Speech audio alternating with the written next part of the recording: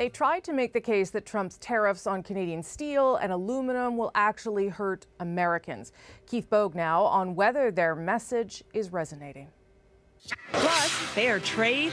President Trump hits U.S. allies with steep tariffs on steel and aluminum. I love Canada. Morning TV is where U.S. politics typically unfolds on a Sunday, but the story lineup does not normally pay attention to the Canadian perspective in the way it did today, beginning with Meet the Press.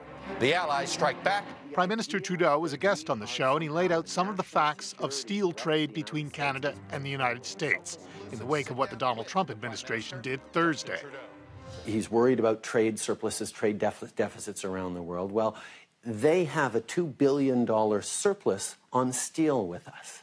So it's not like the trade is imbalanced against the U.S. favor on this one. And the justification for the tariff is insulting, said Trudeau, repeating a complaint he's made before. The idea that, our soldiers who had fought and died together on the beaches of World War II, in the mountains of Afghanistan, and have stood shoulder to shoulder in some of the most difficult places in the world, that are always there for each other, somehow this is insulting to them. There is so much unfair trading. On Fox News, the president's chief economic advisor brushed off the idea Canadians might feel insulted. Mr. Trudeau, I think he's overreacting. I don't want to get in the middle of that. As a fine friend and ally of the United States, nobody denies that. But the point is, we have to protect ourselves. Larry Kudlow once described these very tariffs on steel and aluminum as a calamity. That was before he joined the administration. Now he says it's just part of a discussion. No official seems to want to use the term trade war, including Canada's Chrystia Freeland on CNN this morning. I prefer not to use that kind of bellicose, militaristic language when talking about trade, but this is the strongest trade action Canada has taken since the Second World War. Which is just the kind of language that certainly makes one think in bellicose and militaristic terms.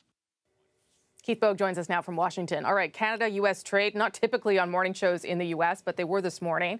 What should we read into that? Does that mean that the Americans are taking these retaliatory tariffs seriously? Well, some of them certainly are. Mitch McConnell, the majority leader in the Senate, told his constituents in Kentucky that this will be bad for their state and that it might even be bad for the U.S. economy overall. He said nothing good is going to come from any of this. We know that Canada and Europe have tried to deliberately target states that are considered Trump country, places that could have an impact. Will it have enough of an impact to make the president back off?